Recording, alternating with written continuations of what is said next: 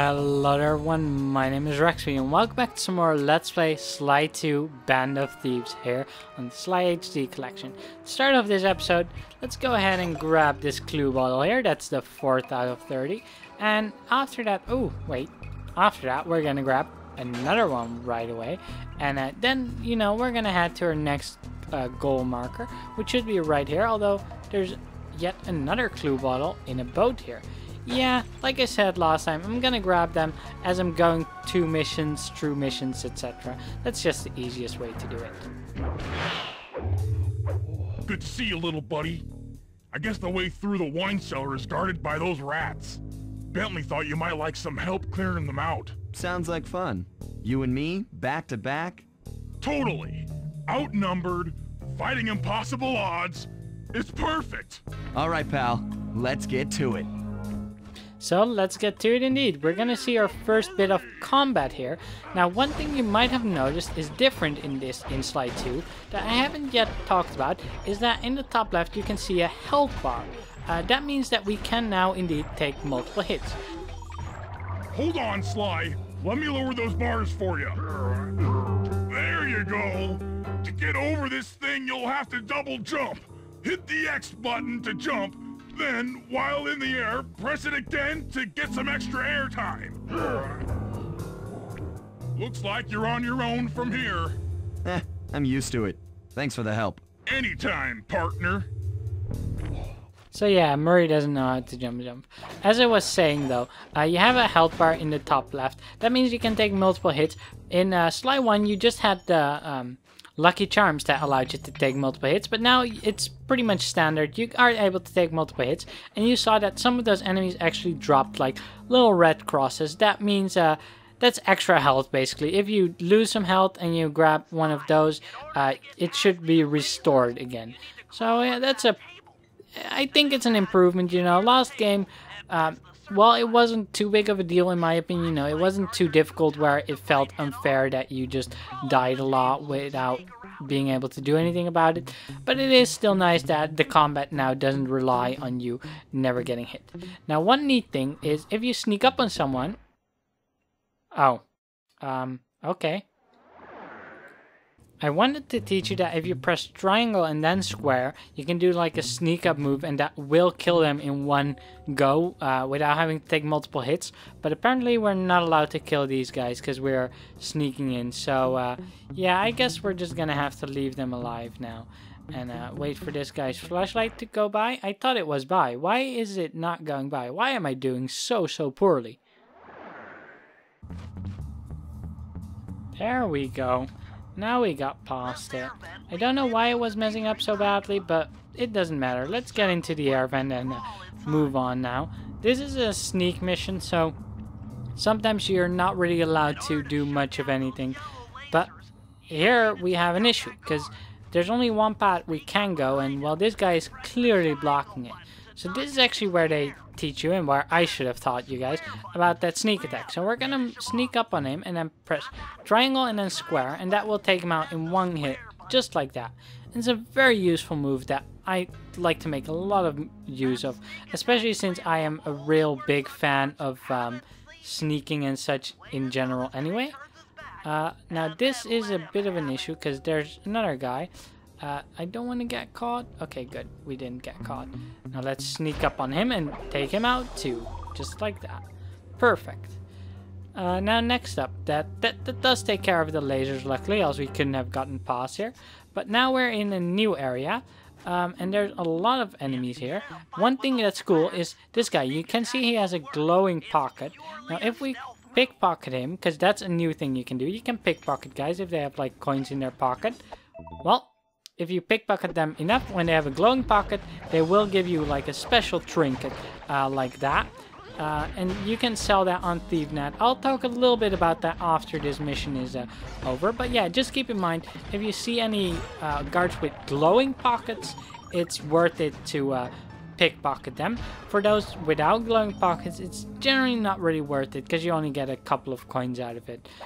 But yeah, if glowing pockets, definitely always trying to pickpocket them because that's where you're gonna make your main coins really. So it's useful to do that.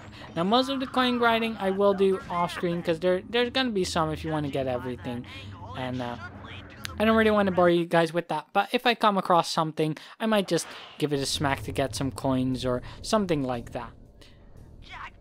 Now, up here we have the room that we actually need to be in, and if we grab our binoculum, we can actually look around here and look at some things. You know, we can see the tail feathers are over there, and Dimitri is walking around there, and well, Bentley is talking to us about some stuff about what we need to do, and until he tells us we can't actually do it, which is a little bit annoying, but that's okay. We'll just wait a little bit longer for him to finish talking, and once he is done, there we go. Now we can actually go ahead and take some photos here. As long as it's green like that, your photo is good. So don't worry about framing or anything like that. It all doesn't matter. But yeah, I like that sign. Please don't blow up the generator. Yeah, that's gonna work, you know, like just politely asking people not to blow up the generator. That'll keep them from doing it. And yeah, those are the tail feathers. He's using it to print money, which is quite clever because they'll never wear out. I think that's basically the gist of what Bentley is saying here too. And then we finally just need to get Dimitri himself. So let's get a good shot. That's not bad. That's not a bad shot. I'll definitely take it. That should do it, Sly. Head back to the safe house and we'll cook up a plan of attack. So there we go. That is another job completed, and we get sent back to the safe house.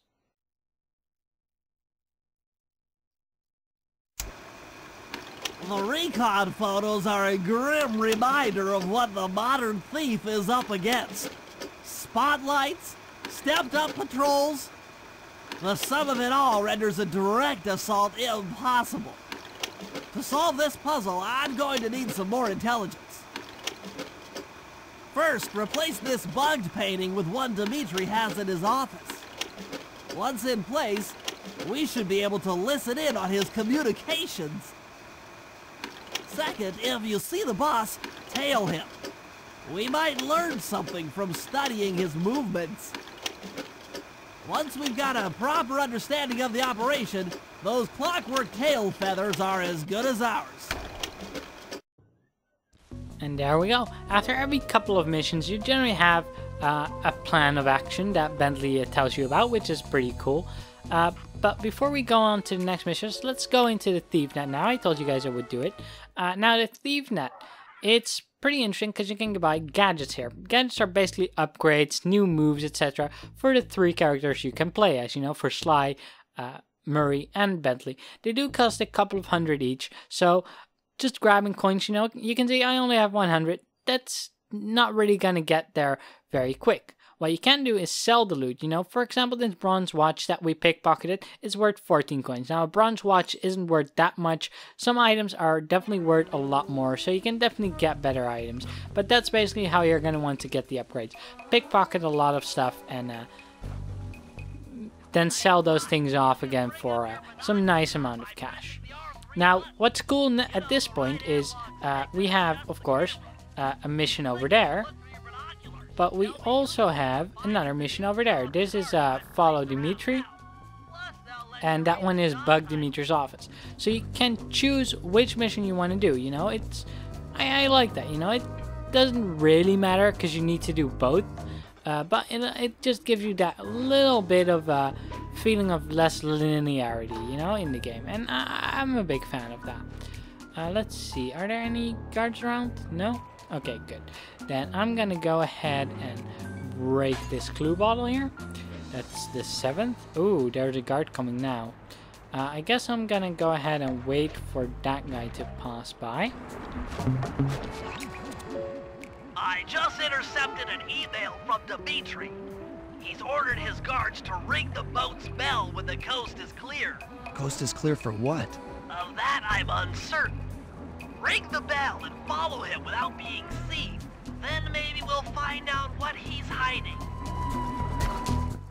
Well, that sounds like a plan to me. Let's go ahead and ring this bell. And that's Dimitri, the nightclub owner.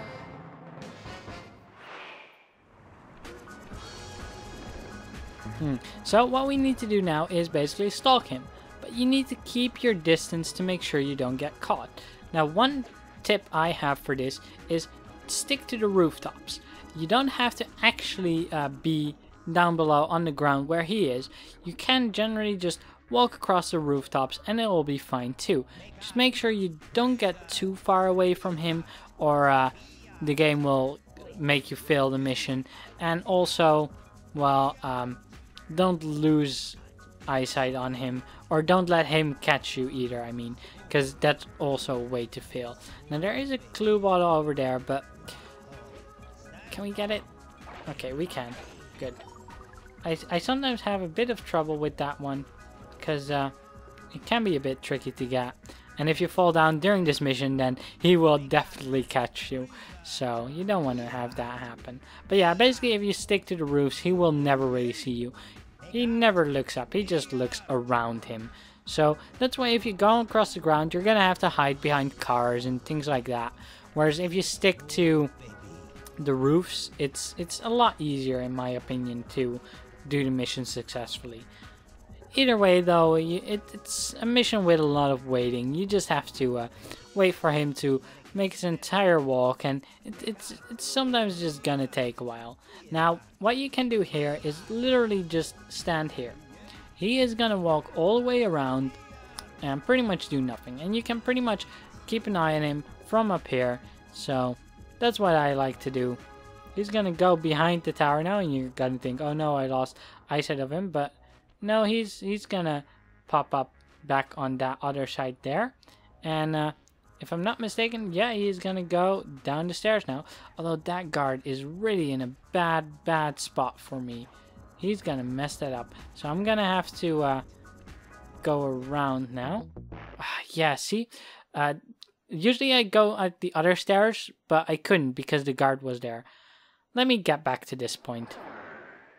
And he's almost at the door. We should be in prime position here.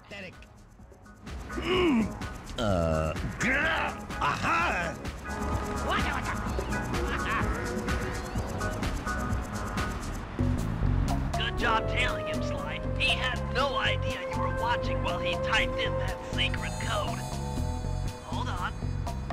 Looks like that door leads to the nightclub's aqua pump. This might be useful for the heist. And there we go, job completed. I guess I just got unlucky with guard placement before, but that's okay.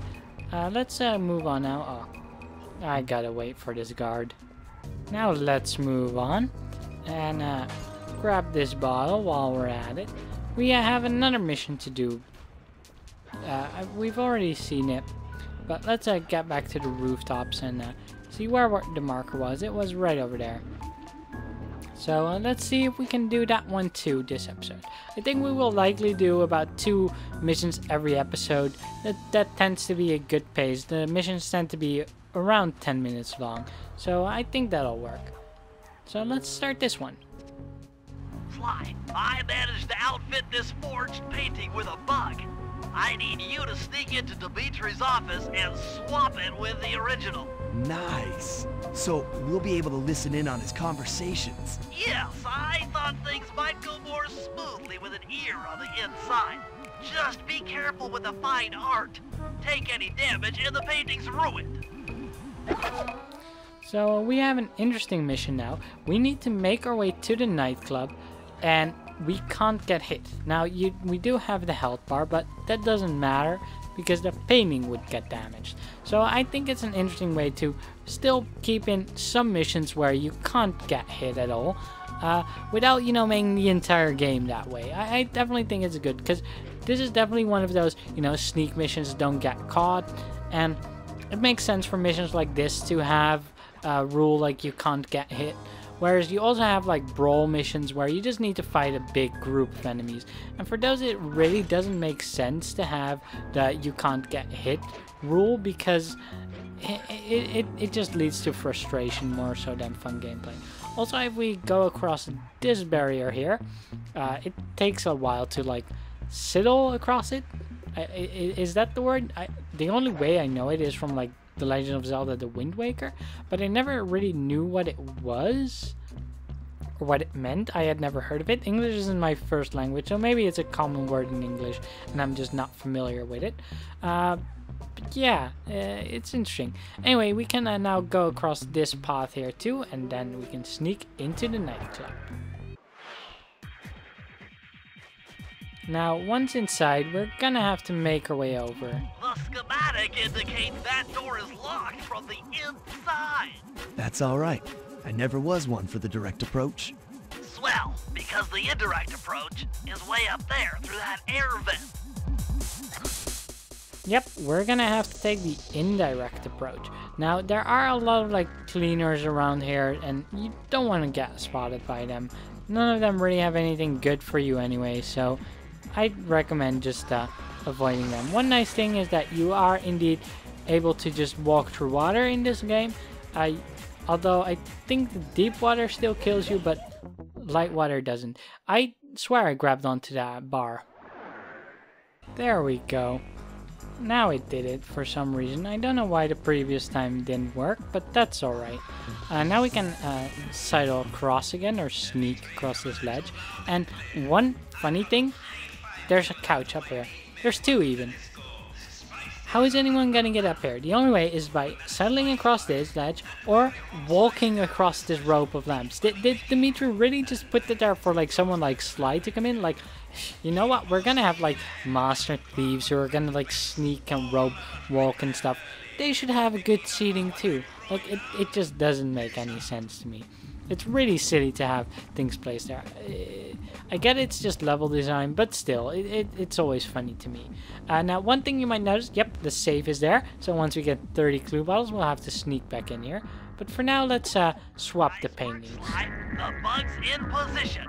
If you manage to get the original painting back to me in one piece, I could sell it through my internet connections and make us a ton of coins. And there we go, that's job complete. But like Bentley said, if we actually take this back without getting any hits to the office, you can sell it for a lot of coins, which is a really, really nice thing to do. It basically allows you to sell it for a lot of coins, making it a lot easier to buy upgrades, you know. So I definitely recommend try to bring it back in one piece, and I'm gonna see if I am able to do that now. I think we should be able to if we're just careful. I mean, we got here in one piece. Why can't we go back in one piece, right? It shouldn't be too tricky. You just gotta be patient sometimes, you know. Like, don't rush into enemies or anything, and then we should be fine. Can I just stand on this ledge? Thank you. Because if we can, then we can just jump up higher. Now, sometimes there will be some enemies on rooftops, so be careful of that.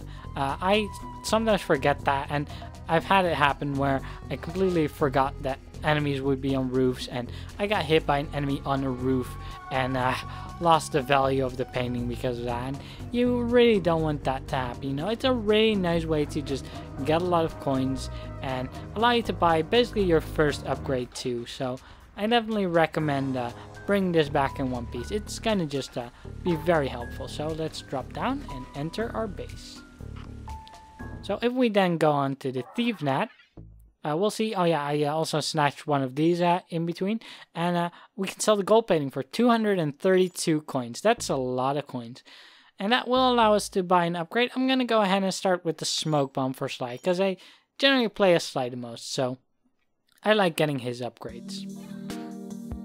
Anyway, I'm gonna go ahead and call the episode here. Thank you guys very much for watching. If you enjoyed it and you want to see more, then please do consider subscribing to my channel. And if you enjoyed the episode, then a thumbs up is very much appreciated too. See you guys next time.